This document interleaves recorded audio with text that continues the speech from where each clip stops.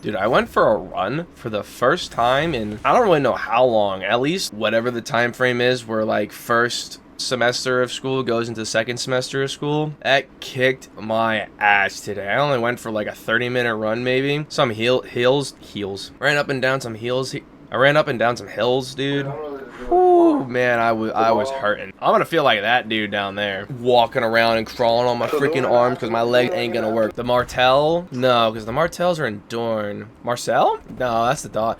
Shit, I'm confused. Hold on, it's time to really dangerously Google this. It is so stressful Googling anything from Game of Thrones because then I'm worried for spoilers. Queen to Lord Tommen. Marjorie from... Oh, House Tyrell. That's what their name is. We saw Arya started her training to become a servant of the many-faced god. She was like some like oyster salesman or whatever. It was actually pretty cool because the guy was training her to see if she was like getting caught up in her story and lying at some point, and like would like smack her on the wrist to like correct her. You know, you're faltering a little bit. Her mission was to take out a sleazy gambler, pretty much ruining the livelihood of a lot of sailors trying to make a fair day's work for a fair day's pay for their families. But right as she was about to give a poison to the better, the one Kingsguard was in tow with Marjorie's husband, who is the master of coin. Well, not husband, father. The head of the Kingsguard is there in tow with her for quote-unquote security. The Arya Stark came back and she's like, holy shit, it's the first guy on my fucking list. This is a golden opportunity. Ends up doing some reconnaissance on him, quote-unquote selling oysters in a brothel. We see that our little Kingsguardman, Merlin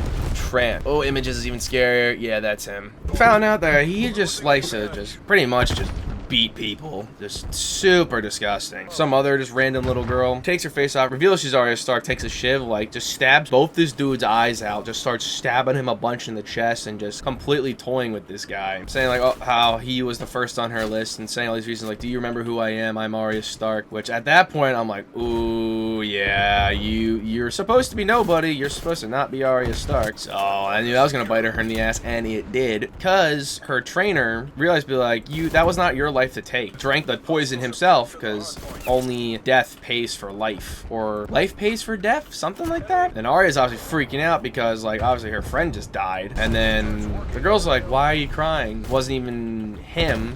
Because pan back and his dude is just standing like nothing happened because it just wasn't him. It was just so like fucking freaky, because then the person who was actually on the ground, Arya just kept taking face after face after face off until eventually it was her face on the dead body in front of them. And then Arya starts freaking out because her vision starts to go blurry. She's like, what the hell's happening to me? She is losing her eyesight. Her eyes get all white and wispy and she pretty much goes blind. I'm assuming that's her punishment for abusing the tools of the many-faced god. So I don't really know how you're supposed to practice your teachings when you literally can't fucking see. Update on Tyrion and Ser Jonah. They were in the process of going back to see Queen Daenerys, but they went through this forbidden area, a place where no pirates or anybody would be able to track them at, which apparently is where all the stone people go, the one who are completely overridden with dragon scale. A bunch of them started to drop down into the water and attack them on the boat. Tyrion even jumped off the boat. His hands were still tied together, so he couldn't help Jonah to fight. And even one of them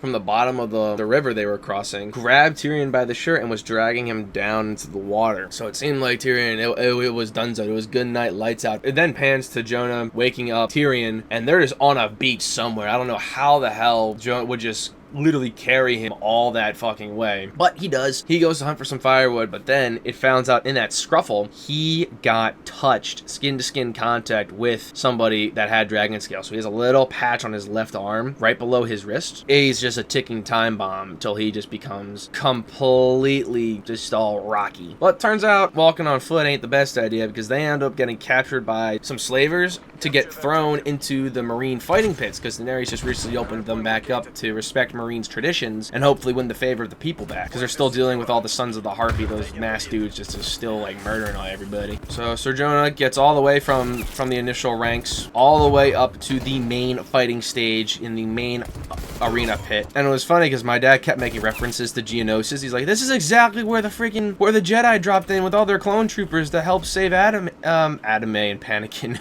Whoa. I just had a fucking mini stroke there, excuse me. But after all that, Jonah then was the main champion. He ended up beating the Marine champion, who, let's just say, obviously the people weren't too happy about. But then he ended up throwing a spear, what it seemed like, towards Daenerys and her newly wed or soon-to-be wed king of Marine. Son of the Harpy was actually sneaking up on them and about to kill them. And then as soon as that first guy died, you just see hundreds of masks just emerging from the stands, killing the recently freed men, even killing the masters too. They seem to just be killing everybody, which is confusing because I thought the Sons of the Harpy were old masters just not happy not having their personal servants anymore. But it just seems like now they're just killing everybody just because they can. After dropping some diplomatic wisdom onto Daenerys, she's like, all right, we're gonna see how this goes. Tyrion is now the advisor, or basically the advisor for Queen Daenerys, because all her advisors are pretty much dead or banished. Tyrion even saves Daenerys's right-hand woman, the interpreter, who also has feelings for Grey Worm. And then after all of them are just in the middle of the fighting pit, of the fighting arena, being surrounded by Sons of the Harpy, it's looking pretty grim, not looking too good. Big red dragon, the only free dragon left, drops down on to the fighting arena, starts burning some Sons of the Harp, and just not flying away, taking some damage. Some spears are being thrown at him. Daenerys is just like, what the hell are you, what do I do? What's going on here? She ends up climbing on his back and just flying away, which is kind of funny because she's obviously flying away with the dragon, but I guess everybody else on the ground is like, all right, tough shit, Buttercups, you're gonna have to figure it out. You're gonna have to swing or get swung down there. After Daenerys flies away, pans back to her and her dragon. Obviously, her dragon's made a little nest for herself with a lot of bones and corpses of other animals that he had for supper time. And then as Daenerys is just, I really killed my teammate and not the other dude, that's fucking annoying. She's walking around looking for some food because obviously she's gonna get hungry too. That didn't hit. Are you serious?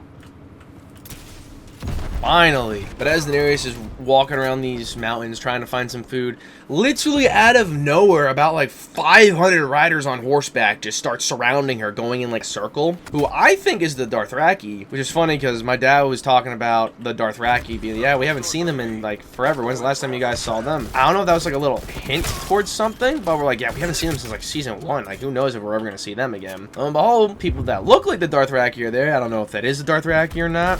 We're just gonna have to wait and see what happens there. And obviously, since Daenerys is kind of gone, people are gonna go look for her. Her like advisor lover dude is going. Same with Jonah, because obviously he's a good fighter. And then Tyrion was also offering us her. He's like, well, I'm gonna go save our queen. And they're just like, no. We just met you, bro. We don't know what side of the coin you're playing for, so we ain't about to have you like slice open our throat boxes in our sleeve. That ain't happening, G. And then they even said, you don't have like good fighting skills, but you have good diplomatic skills. You're the only one with experience of how to run a city. So they're leaving him, the interpreter lady, and Grey Worm in charge of Marine to try to get shit figured out and a little cleaned up by the time they get back. Tyrion is pondering his new role. All of a sudden, Varys shows up behind him, but at this point, it's like, even like Tyrion said, it's like, I guess there's no point in asking how you found me. Because obviously, he's got a network of spies everywhere. So that dynamic duo is back, and I am so fucking happy. I just love the synergy between those two characters. They complement each other so unbelievably well every time that they interact and do anything. Like, it's like they both act all mysterious and like cold towards each other, but even Tyrion says like, oh Lord, how I've missed you, friend. And Varys is like,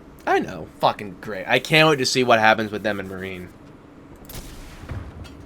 No, I'm so fucking sad. I don't really know what else there is to talk about of the Game of Thrones. Oh! Cersei! Marjorie and her brother got thrown in prison. Cersei also got thrown in prison because of the suspicion that she is a sinner and needs to repent for her sins. She ends up confessing to the High Scepter. She then begins her path to atonement. The Silent Sisters, pretty aggressively, I will say, like washing her whole body, slicing her hair off with a fucking razor, and she has to walk from the chapel all the way to the Red Keep, stripped of all her clothes, getting like the shame bell rung at her the entire time. Slowly but surely, it goes from one person saying one profanity after another to just people throwing all kinds of crap at her, trying to like knock her over, hit her, do all kinds of horrible things to her. And she's standing there, she's crying, feet are bloody, she's got food and dung and whatever kinds of solids and liquids that are just on her now. But the whole time this is happening, even after she gets to the Red Keep, I'm like, there has got to be a reason that she is getting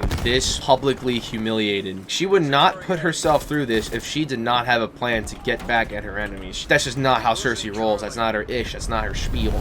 Then after she gets back to the Red Keep, the band maester takes her in, covers her up, saying he has to look at her wounds and tend to her injuries. And all of a sudden, our boy, the Mountain, made a return to the show. He is now sporting the golden chestplate of the Kingsguard, but let's just say he looks a little different. Apparently, the work that the maester was talking about when he visited Cersei has been completed, and he is now... I should have kept killing all of them. I just botched that horrifically. The work has been done. He has, quote-unquote, took a vow of silence to never speak again until all of the queen's enemies have been defeated. This dude's, like, his skin was like a ghastly purple. His eyes are unbelievably bloodshot. The dude is basically like a zombie. But, I mean, he picks Cersei up like she is a literal bed of feathers. Super strong. He's got like a special helmet that only his eyes are visible and everything else has been blocked off, which I mean, obviously I don't think the dude really needs to breathe, because I don't really think he's a dude anymore. I guess we're gonna find out about the extent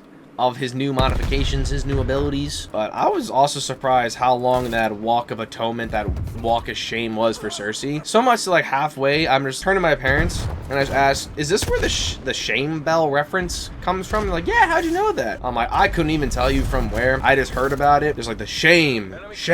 And now I know where that comes from. I also don't think that Cersei would just do that just to get back to Tommen. Maybe she would, because she doesn't love anybody but her kids. And Tommen was like not eating, not taking care of himself, hasn't seen anybody in days. His queen's in prison, his mother's in prison, and the dude is just not prepared for the stress that comes with being a king, mainly because the dude is like fucking 12 years old. Like, he's just not ready for this kind of shit. Update on the Dorne situation. Jaime ended up getting back with his niece, or his daughter, and after a little scruffle, talked to the higher ups in Dorne, you know, wanted to settle this properly so a war wouldn't break out. It ended up getting settled to Jaime would return to King's Landing with his niece, with his daughter, on the condition that Dorne Prince would be in tow with them, because in order to secure this relationship, to secure the peace, those two need to get married. Oh, it's this clip right here. Dude, I should have just kept murdering every single person here. I'm so sad that I ended up missing that second guy. So as everybody has boarded the ship and is on their way back to King's Landing, Jaime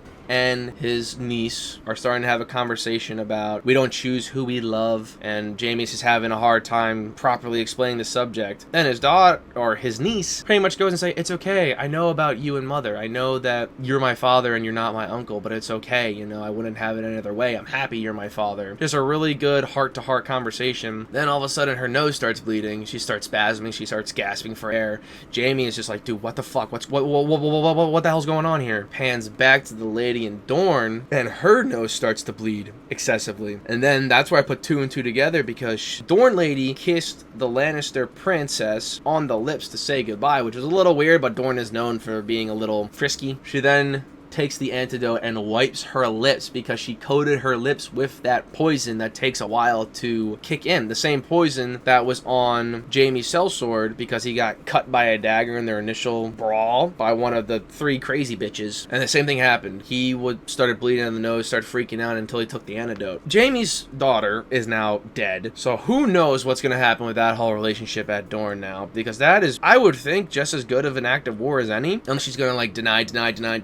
I don't know. A little suspicious that as soon as she leaves, she's dead. So I know Littlefinger is now back in King's Landing talking to Lady Tyrell, but now they're kind of in cahoots together now. To do what? I don't really know what their plan is now, because obviously they killed Joffrey. Well, I mean, Littlefinger's playing all different kinds of fucking roles right now, trying to team up with the Boltons, now also with the Tyrells. Don't have much time. You're damn right about that. I gotta fucking wrap up these thoughts. I can't even see how long this recording is actually right now. This is probably pretty bad. And we're literally approaching about an hour, so. Ah, shit. I've had display capture on the whole time, not game capture. Well, that's a little unfortunate. I hope this doesn't fuck up the video when this renders. God damn it. But yeah, I think that's gonna do it for me. Might have missed some things here and there as usual, but I mean, at least this time it's going to be a little more impactful, because, dude, who fucking knows when I'm going to watch Game of Thrones next, man? I don't really care about anything else that happened in that show other than Jon Snow, man. So fucking sad. But that's about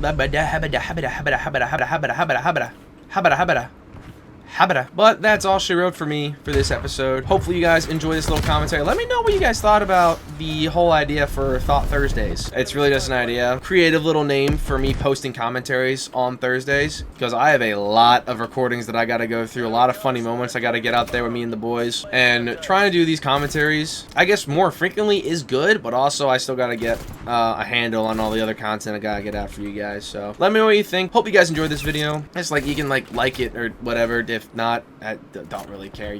I can't. Just you do what you want. Hope you guys have a great rest of your morning, evening, or afternoon, whatever time it is in your little corner of the world you're watching this video at. Stay safe out there. Stay hydrated. I'm gonna go edit some Titanfall.